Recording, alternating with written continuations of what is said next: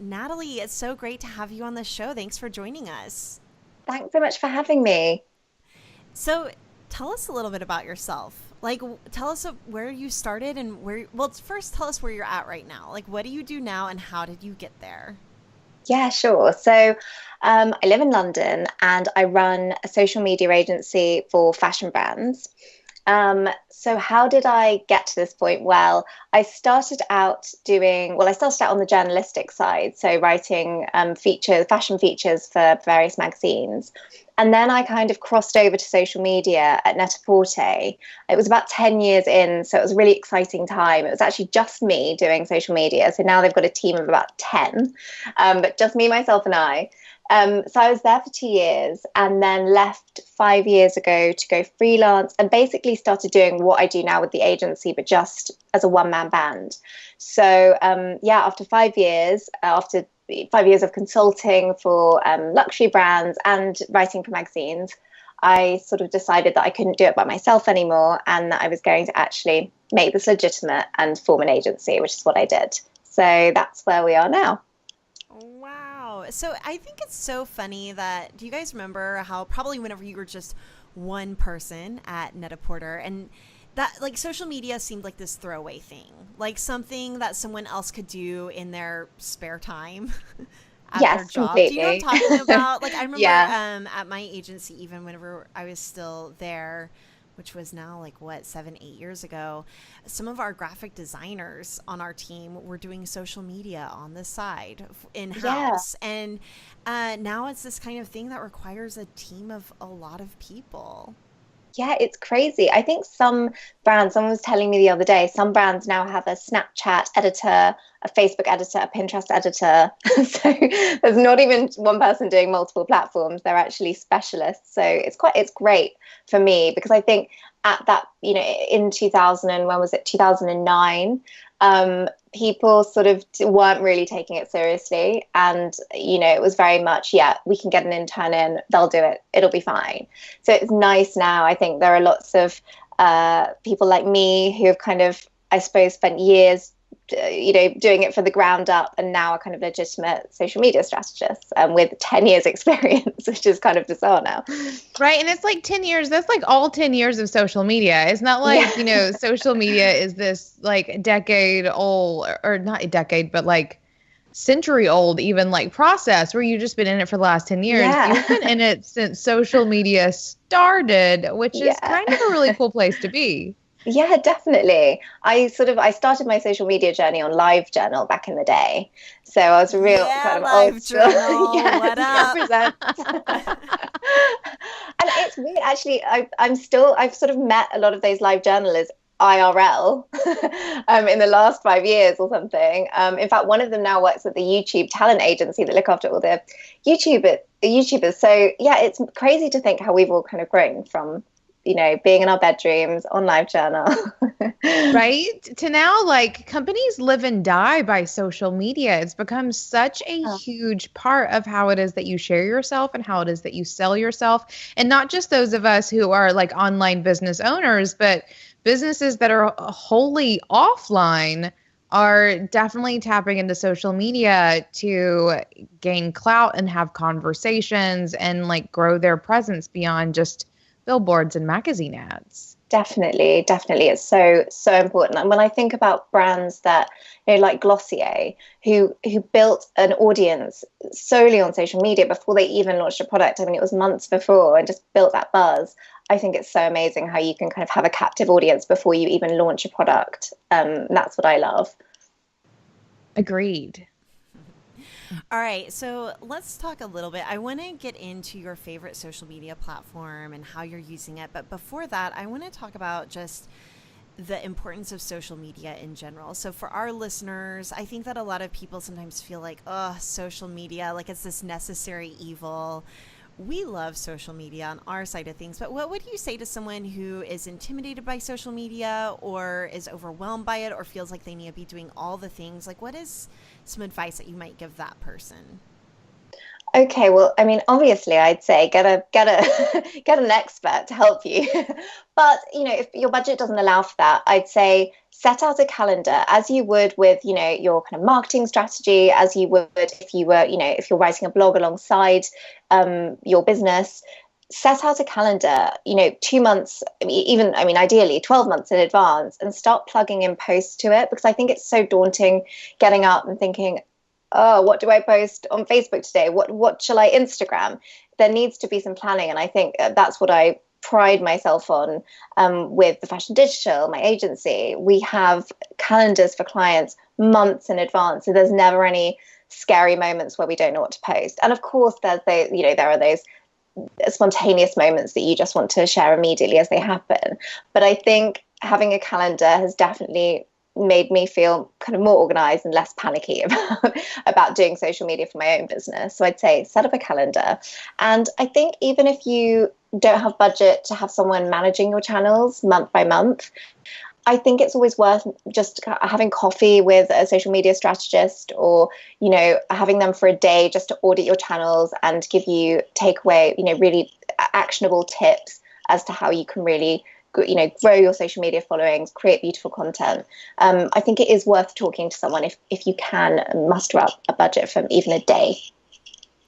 Yeah, I totally ditto the calendar. One of the things that we hear most often from, whether it's our Clubhouse members or just people who are sending us emails, like the struggles that are most real for creative entrepreneurs is time management, and usually because of social media. And so whenever you can get really proactive about your social media as opposed to reactive and waking up one day and trying to figure out what it is you're going to post, if you have everything just sort of planned out there, then there's no thinking about it. You just sort of do it. And that will snowball into so much more productivity and owning your time back, that you're not using scrolling through Facebook and trying to figure out what to post or whatever it may be. Love having a good, solid social media calendar. Yes, so worth it. We quite often just use Google Docs, and that works really, really well for us. But we also love, for Instagram, we love Planoly. I don't know if you use that for your Instagram. We've heard of that. Oh, I love it. It's very pretty looking, unlike a lot of scheduling tools. And you can it's the same as other Instagram scheduling tools in that you get a push notification and you can't just let it sort of work for you. But it's a lot more intuitive. So I definitely recommend Planoly. That's something that's really kind of changed our lives. Love it. What are some of your favorite social media platforms right now? Like personal favorites, and then maybe some industry favorites, or some hidden gems, or some social media platforms that we should absolutely not be taking for granted. Okay, so my number one, and what I'm going to talk about with you guys today, is Pinterest. And just personally, I love that platform. It's the only social media platform where, as a kind of publisher, I make money. And it's just somewhere that I can really lose myself, completely be inspired. And there are ads there, but they just feel really cohesive and organic. Whereas sometimes, when you're on Facebook, you're scrolling through your feed and you're just bombarded with adverts. So I love going to Pinterest for somewhere that just feels really inspirational. And also it converts really well. So I love Pinterest to make money. I love Pinterest to kind of for inspiration. I also am obsessed with YouTube and have watched several of the Being Boss. When you would upload some of the podcasts onto YouTube, just sit there and have already listened to them and watch them again on YouTube. I just love YouTube. My partner thinks it's really voyeuristic when I watch Get Ready With Me, but there's just something really addictive about kind of connecting with like-minded women, just going about their day-to-day lives. So on a personal level, I just love kind of diving into the world of YouTube.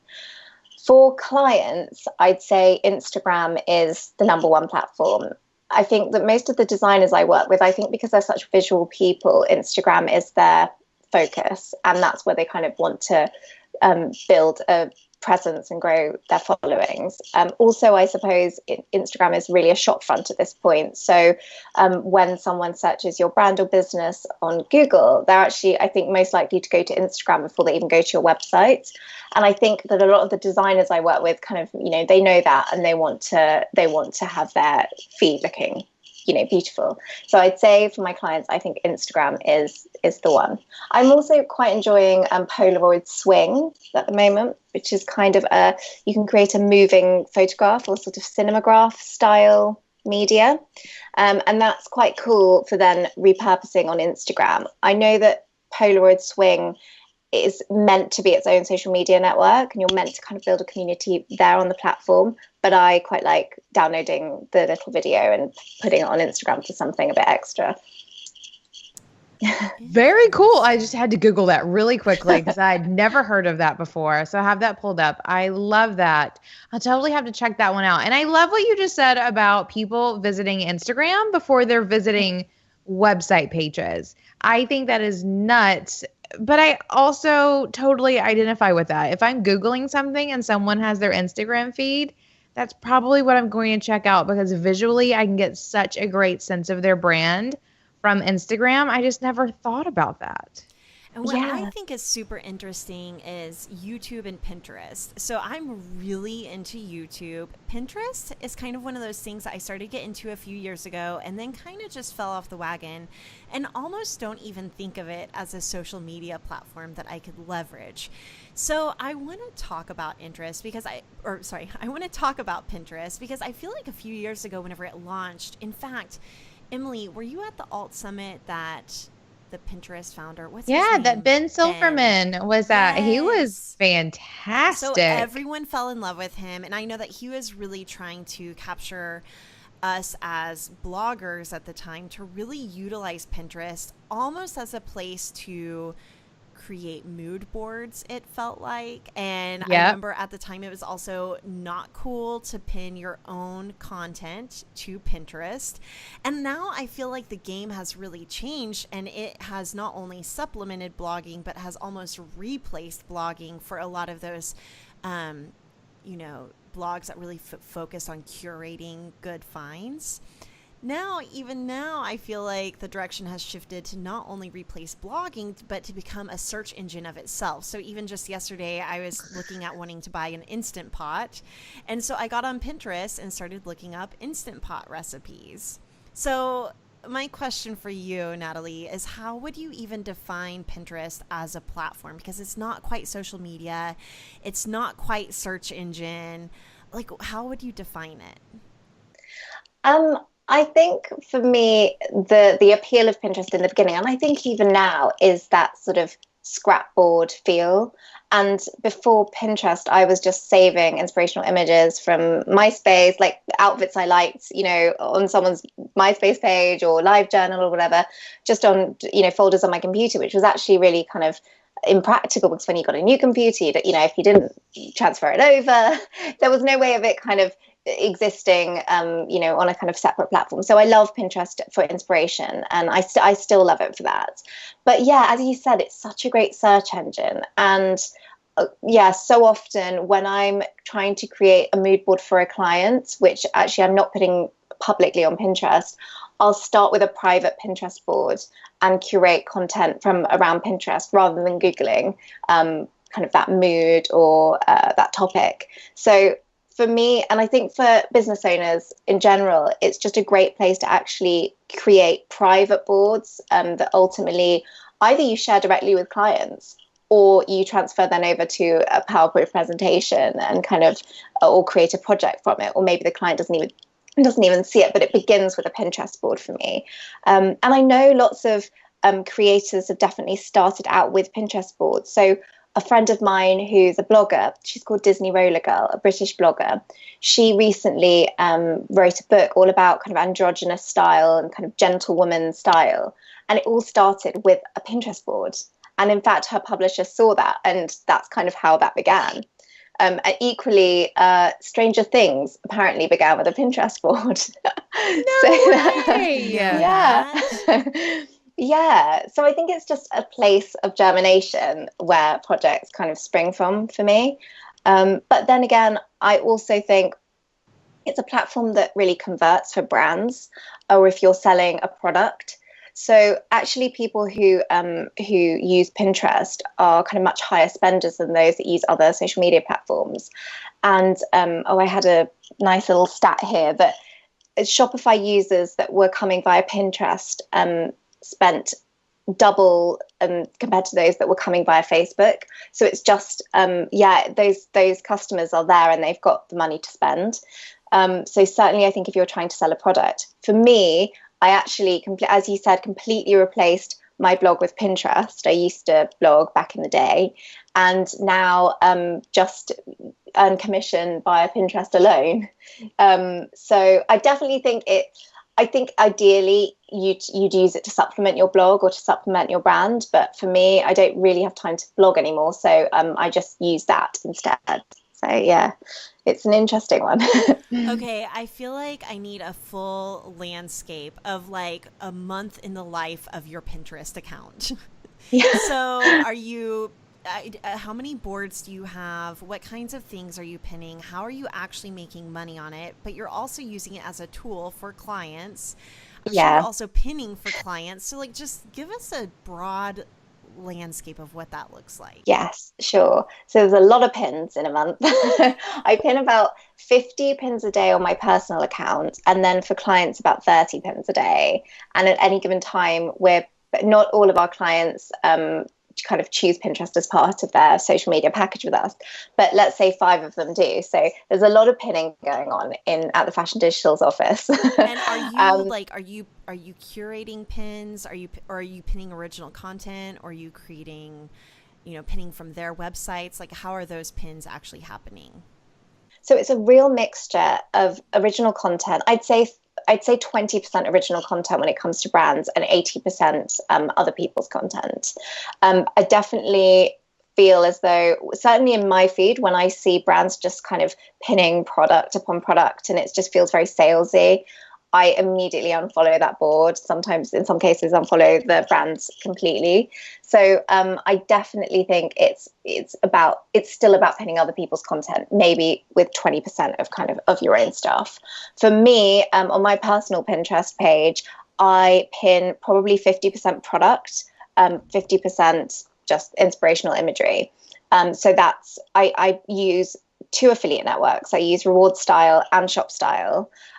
Shop Style has actually worked better for me on Pinterest just because it's commission per click as opposed to sale. And actually, I find that I get a lot of clicks via Pinterest because I have a large following there. But maybe they don't always convert. So for me, that's an affiliate network that works really, really well. So essentially, yeah, when someone buys it, I get a cut of the final sale. But yeah, I'd say on a day-to-day basis, I'm probably pinning 25 pins that are just pure product pins with affiliate links in the back, and then 50% just inspirational imagery. For brands, I kind of always say that it's totally worth considering joining an affiliate network on the brand side, just because that would definitely incentivize me to talk about brands on Pinterest, if that makes sense. For sure. Oh, I need to wrap my head around that. I've never thought about affiliating via Pinterest. I think it makes a lot of sense for people who might have at one point been a fashion blogger or interested in fashion blogging now, but have a hard time nailing down sponsors or advertisers or even getting the traffic to their website to support affiliate linking. And so if people are already on Pinterest looking for outfit inspiration, I'm curious about the disclosure. This is kind of more of like the nitty gritty side of things. Do you have to disclose in the actual pin that it's an affiliate link, or how does that work? Yeah, so Pinterest asks you in the kind of etiquette and the guidelines, of which there are quite a few, they ask you to disclose with, hashtag ad or something to that effect if you are pinning something that's monetized. They actually definitely encourage their kind of top pinners to do that. They do something, they promote boards. So around certain seasons, so during the holiday season, they had various boards that they kind of they'd put out a topic to the top pinners. So we have a kind of message board that's private. We'd go to that, look at the topics that they were kind of presenting for the holiday season, pick one and create a board that spoke to that. So it might be I'd actually did gifts for girl bosses, which is quite apt here. So the more niche, the better. And they encouraged me to use affiliates links kind of behind my pins. But it was very much a kind of shopping board, and I made it very obvious that it was from the get-go. So it had shopping in the board title, the board description, and each of the pins would say shop as opposed to kind of inspiration if it was an affiliated pin. So it was very kind of, it was very much disclosed. I will say, though, that a few years ago, Pinterest actually banned affiliate links. So this is something that they've kind of, I think they've, sort of mulled over the years. And certainly for at least a year, you weren't allowed affiliate links behind your pins. Yeah.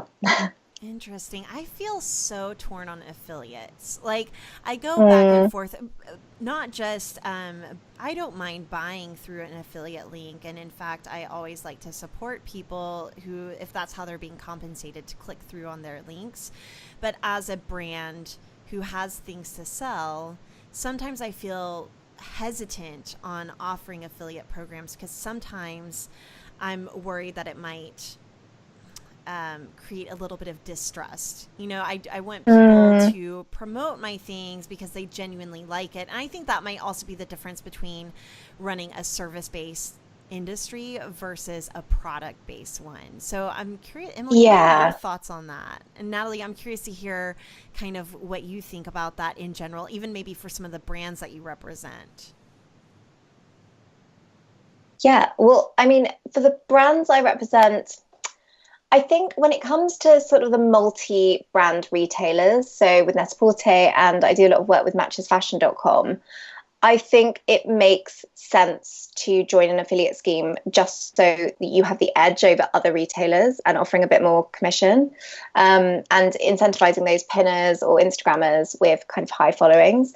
For a service-based business, I take a different tact, and something that I think a lot of people don't really realize are sort of massive on Pinterest are infographics. In fact, when you end up searching a marketing term, so many amazing infographics kind of pop up. And I think that that's a way in which you can direct traffic to kind of your webinar hub or, the website, your kind of hosting website where you then offer lots of kind of services from. And I suppose then you're kind of bypassing the whole affiliate thing. I think it's difficult with service-based businesses for sure. I think I would say that I'm only kind of concerned with affiliates when it comes to my the brands that offer products that I look after. And I think that makes sense for the individual because then they basically become the retailer. And I think this day and age, with the kind of creative entrepreneur economy we've created, it makes sense to understand that individuals can have as much of an effect on your sales as a storefront in a mall. It is a similar concept of someone who's owning a brick and mortar store who's taking a cut of the products they're selling that are made by someone else. It's just your storefront is a Pinterest board as opposed to a traditional storefront. So I like putting it that way because it does make me feel better about it, because I do too go back and forth between like feeling a little squeamish about affiliates and on the other hand thinking they're perfectly amazing and awesome. So apart from affiliates, how else can people use Pinterest for their business? And maybe not directly monetizing, but also maybe. But what are some of the best ways that you've seen brands and businesses using Pinterest to raise their revenue? Yeah, sure. So you can use, obviously every social network has a kind of, an ad scheme. That's how they make money. But Pinterest's ad scheme actually works really, really well and converts really well. So they have something called promoted pins, which you only have access to if you convert to a business profile. So I'd say first off, if you're a brand or even an individual and you want to kind of drive traffic to, say, kind of services that you're offering, convert your profile to your business account. And it's really easy. It's just a little bit of metadata in the back end of your website. And then you have access to these promoted pins. So you can use promoted pins, and you don't require massive budget. It's pretty affordable depending on kind of how much reach you want. You can use them to promote products, promote places if you're a bricks and mortar store, even promote recipes if you're a recipe blogger. You can target kind of really nicely. Pinterest has a really, really good kind of native analytics suite that I quite enjoy perusing. And a brand I've seen use it really, really well is made.com. So they actually created kind of beautiful interior shots, sort of lifestyle shots, which actually work better than product shots on Pinterest, it's worth mentioning. And then they overlaid text on top of that. So obviously it's not searchable because it's just part of the image that you're pinning, but it just kind of adds a bit of it adds a call to action. It adds something extra to the image. I've even seen brands like Tesco. I don't know, you guys don't have Tesco in the US, right? No. It's like a massive supermarket chain here in the UK. And their branding is red and really bold and brash. And, it's like Walmart or something. But they actually created these pins. Again, they were promoting home products, or I think it was Mother's Day products, but it was all kind of candles and stuff. And they then overlaid their logo in white. So they actually changed their logo for the first time ever, I think, just for Pinterest. So I think there's lots of fun things you can do as a brand with promoted pins, and then by combining a beautiful image and text. And you can also use space really cleverly. So because Pinterest is kind of better suited to vertical pins and long pins, if you create a super long pin, it's then taking up more real estate as you scroll down the page. So you can do some really fun things when it comes to design as well. Right. I feel like forever those super, vertical images have been mostly frowned upon in the online space, because like in a blog post, a vertical image takes up so much space. And Instagram came around and it was all about the square. And finally, Pinterest is bringing back the vertical image, and that's always made me really happy. Yeah, And that exactly. really, drove. We don't have a huge Pinterest strategy over here at Being Boss, but whenever we were developing our website and our show notes, that was one of the things that we did, was we created our images based on Pinterest and thinking about people pinning it. And so we've got our suite of images that we'll post to Instagram, which will be formatted in a square, and then we've got our Pinterest ones. So it's definitely something to consider when you are creating content, for sure, from your website. Definitely.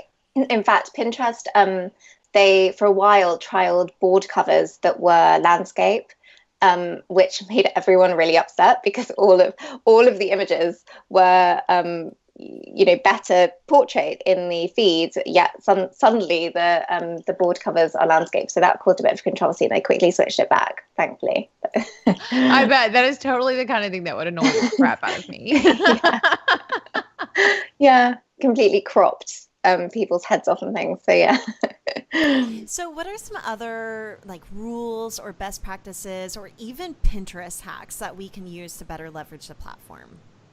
Sure. So although captions now aren't that visible when you scroll through the feeds, they're still really searchable. So as you said, Kathleen, when you're searching for, inspirational images or something for a project you're working on, it's always good to kind of plug in those keywords to your captions in a nice organic way.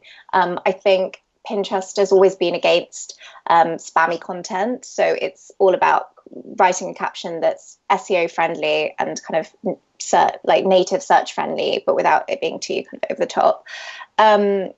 Also, I'm all about evergreen content on Pinterest. So yes, you've got holiday specific content, and I think that's valuable too. But the beauty of Pinterest versus Instagram versus Facebook is that images and pins, they stay around for as long as people are interested in them, and they'll pop up at the top of your newsfeed maybe 2 years later. In fact, I know several bloggers whose blog post from 2 years ago is still receiving a ton of traffic because of Pinterest. So I think evergreen content is key. I also use a tool called Viral Tag, which is not the prettiest tool. It's not I haven't really found a kind of good alternative, but you can actually schedule out evergreen content, so it kind of keeps pinning content over, every couple of weeks over a period of time. So that evergreen content would be quite useful to kind of plug in there. I'm thinking about that, like whenever you were talking about using Pinterest to get people to your webinar, that felt very timely, but I could see switching it to use it to get people into an opt-in and then getting for building your list, maybe. Exactly. I mean, maybe it could be a great infographic, so it kind of hooks people's attention that way. That is a bit more evergreen. So just kind of tips for bosses that aren't timely and aren't aren't time specific or season specific. What about growing your following on Pinterest? What's the best way to start getting people to follow your boards and to get more pins and repins? How does all that work? Well, for me at the beginning, I sort of, a bit of a cringeworthy term, but I consider myself an early adopter when it comes to Pinterest. And that's how I built my following. So it was just pinning consistently and prolifically. So as I said, I mean, now I pin about 50 pins a day. At the time, I was probably pinning a lot more. I was obsessively pinning. In fact, now the algorithm is such that people's pins don't come up chronologically, but at the time it was. So a lot of blogger friends were like, Natalie, slow down. This has become an obsession of yours. But it was really that obsessive pinning which I think generated a kind of an audience. I'd say that if you can get promoted by Pinterest, that was invaluable for me. And so that meant that when people joined Pinterest and they said they were interested in fashion, let's say, my Pinterest boards popped up and they automatically followed me. So that was really invaluable, I think, in kind of getting a large following. But otherwise, I think it's about pinning beautiful content and following specific people whose content you like. So as you would do on any other platform. And then I think also just teaming up with other pinners, maybe at the same level as you or like-minded brands, and kind of building upon each other's followings and kind of capitalizing on their followings. Another way, I guess, is working with power pinners, I suppose, like myself. So I work with a lot of brands where I'll create a board dedicated to that brand or dedicated kind of to that business, or we'll co-curate a board together. And that's a really nice way of building your following and, them getting some of your followers too. So I'd say team up with people. That's the best way. Just to give a note about just being a prolific follower. David has this neighbor, like this childhood neighbor, whose mom I found on Pinterest a couple of years ago. And the woman has like 70,000 Pinterest followers. And she's just one of those amazing women who loves like traveling and throwing cute parties and like just is one of those like really amazing stay-at-home moms that just like does gingerbread houses every year sort of thing. And the woman is owning Pinterest right now. And it's amazing. Yeah. But she's just one of those, she's always on it. She's always pinning. And whenever I found her on Pinterest, I was blown away, completely blown away, because she's ruling it. It's amazing. Yeah, I think that's what's so nice with Pinterest, actually. Sometimes I go to kind of Pinterest meetups, and a lot of people that aren't bloggers, they're not people who created content before Pinterest. They're artists or they're chefs, and they just looked to Pinterest for a kind of inspiration source and managed to get a large following because people liked the content they were pinning. And I think that no other platform really is quite like that, really. Yeah. I mean, I kind of think that a lot of platforms are like that you get the most engagement in general, from Instagram to Pinterest to your blog posts to your podcasts, by really focusing on the content first and just creating or sharing really good, really genuine, really beautiful content. And if you can start there, that things will start to unfold. And then also the consistency factor. So I think that these are the things that are rising to the top for me, is that you have to be consistent and it has to look good. Right? That's true, actually. That's true.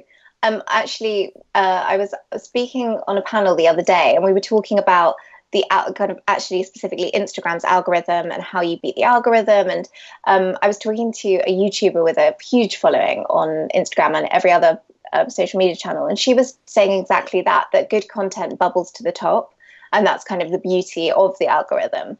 That really, if you're creating really slick content, people are going to notice it and want to follow. I love that. That's smart. Kathleen, do you have any more questions about Pinterest? I have all the questions about Pinterest, but we can move on. Okay, because I want to talk about some other things really quickly. And if we need to come back to Pinterest, that's fine. So I always love picking the brains of people who do social media for a living. And like we were saying earlier, like you've been in it since the beginning, just only about 10 years or so, and you've seen things move so swiftly. And I find that people in social media especially tend to have this ability to look forward in a way that like blows my mind. So what do you see coming? Like, what are the trends that maybe we haven't really tapped into yet that you see on the horizon? Where are things going? Like, do you have any fun insights as to what the future of social media will look like? Well, I was sort of looking up at all the trends at South by Southwest this year. Sadly, I couldn't go. And one of the trends which just seemed just to kind of stand out to me was actually smart fabrics, and sort of actually kind of social media actually sort of almost being intrinsic in what you're even wearing, which was really fascinating. So I think there's a Google jacket that's going to come out where it sort of measures different kind of, because I have a Fitbit, that monitors my heartbeat and all of that stuff, but actually just to kind of put on a piece of clothing that is smart. There's also something I was looking at recently, smart bandages that I think are going to be trialed next year, which tells the doctor, how quickly a wound is healing. And actually, there's something really kind of social about that too. I mean, maybe not the bandages, but if you're wearing, oh my God, clothing, I'm just imagining my Facebook feed right now, and someone's had surgery, and I get an update saying that my wound is 40% healed, and like, can you give that a thumbs up or not? I would like that's totally gonna happen. I would like to have a smart tampon that lets everyone know Stay what away. my cycle is like and whether or not they should send chocolate. But I suppose what I'm interested in is social media that's a bit more kind of instinctive. It doesn't feel like you're having to kind of create content or put a message out there. Equally, I'm still really fascinated with live video. I think this is kind of only just the beginning, and specifically kind of 3D live, which I think people still haven't quite mastered, but I think in the next couple of years, hopefully will be useful in some way. Right now, I'm not sure whether it really is. But yeah, there's also loads of apps that I've kind of fallen in love with and then kind of fallen out of love with. I can't remember the name of it now, which isn't really helpful. But there was one app that was kind of really buzzy last year at South by Southwest, and it was just where you recorded sound bites. And I love podcasts, so I thought, hey, this might be useful. I can actually, instead of having to, set up my own podcast, which I'd still love to do, I can just, record sound bites on my phone, and then people partake in the conversation that way. But I think it was all too kind of bitty to consume on a daily basis. There's something lovely about sitting down on my daily commute, tuning into Being Boss, listening to a full, kind of full podcast and really consuming media that way. So I wonder whether there's something in that. Maybe another app will pop up that just speaks more to me. I think it's really cool too, just thinking about social media being more integrated into the tools that we use, the way we search for content, and then the way that we create content. And I'm starting to see more of the clothes that we wear. And the clothes that we wear. I'm just starting to see more of a holistic integration where it's not so, okay, social media is this afterthought, that it can just be this thing that's a part of how we're moving through our businesses. Yes, exactly. I'm also curious, have you seen any sort of backlash against social media? Emily and I have been talking about even since the election this year, and I don't know like what Brexit was like for you guys over there, but it's just created this thing where we don't even want to get on Facebook. And I'm curious to hear your thoughts on the I feel like there's a good trend happening in more offline events coming up and bubbling up, and Yeah. people are starting to realize, like, okay, we did the social media thing, even just in our personal lives. I'm not even talking about business here. Let's get some FaceTime back, face to face IRL time happening. Yeah, So what are your thoughts on definitely. that? Yeah, I mean, there's definitely been a backlash. And I think we realised that many of us are in echo chambers. Certainly I am. And post Brexit, realised I was completely, because we were all preaching to the choir. We were all kind of really sad, really angry, and just, voicing our opinions on Facebook. But who was reading it? I suppose people who already had those opinions.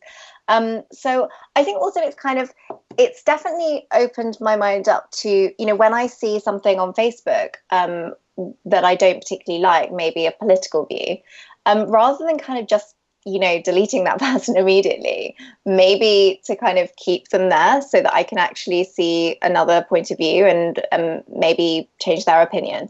So certainly when it comes to politics, I think so many people have realized they're in echo chambers, and maybe it's just like open their ears up to kind of other voices and maybe, have a kind of open conversation.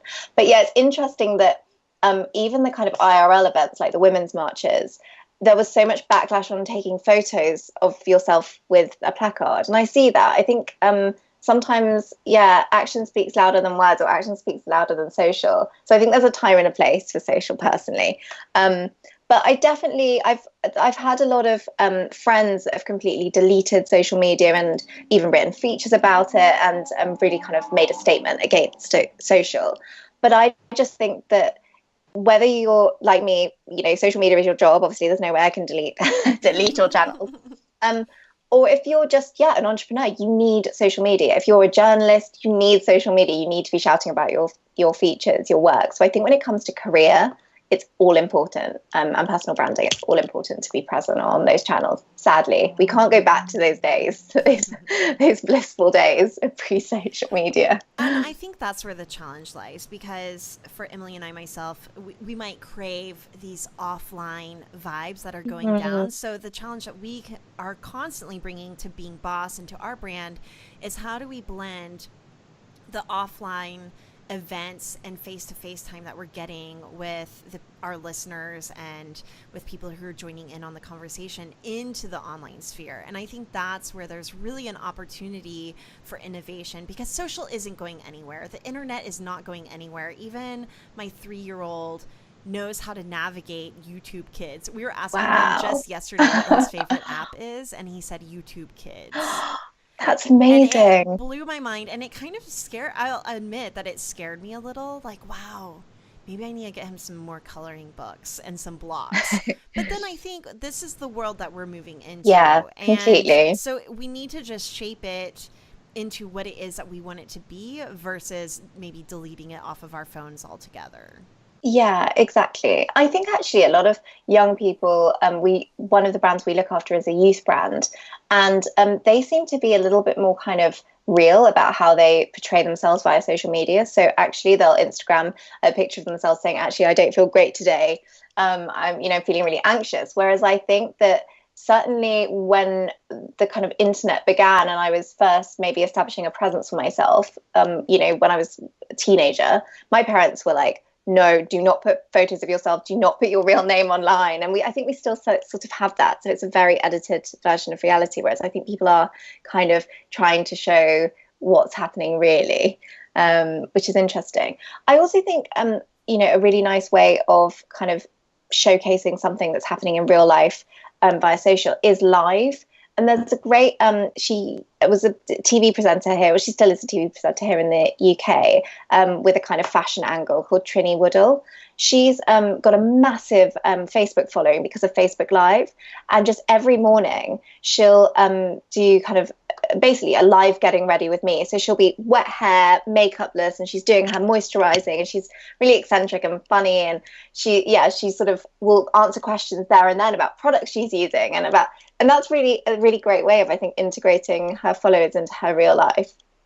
Maybe a bit TMI sometimes, but but you have to watch her. She's incredible. I love that. And I love what you were saying a minute ago, Kathleen, about, social media is not going anywhere and all of that good stuff. Like, it definitely is a part of business these days. But I do love what, like, I guess current circumstances are doing in terms of wanting people to, or people wanting to get offline with this idea that I feel like so many of us have created businesses in this like social media bubble.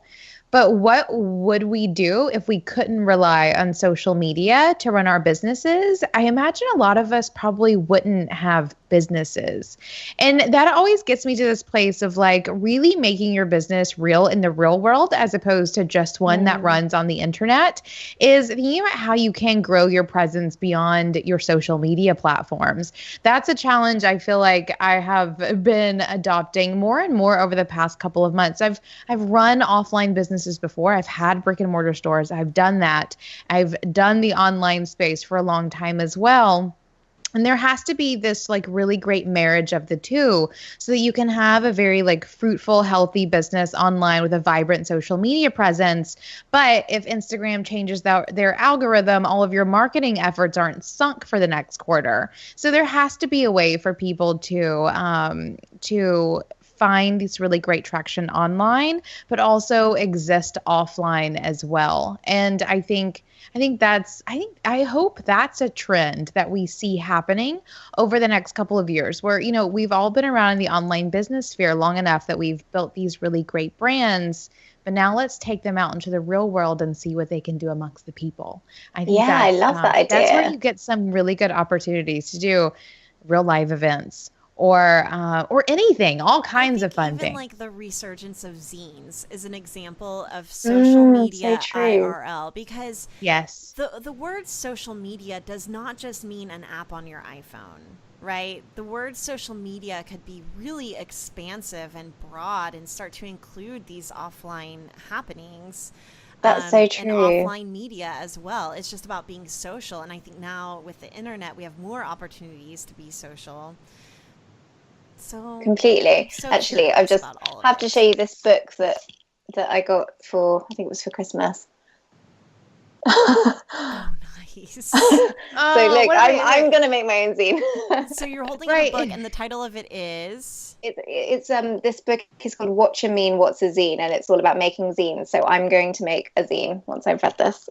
Love that. Emily and I have been bouncing around the idea of zines as well. And okay, so this is also kind of a cool thing to think about whenever it comes to social, is that like lowest minimum viable product, right? And so we all maybe want a really super slick YouTube show.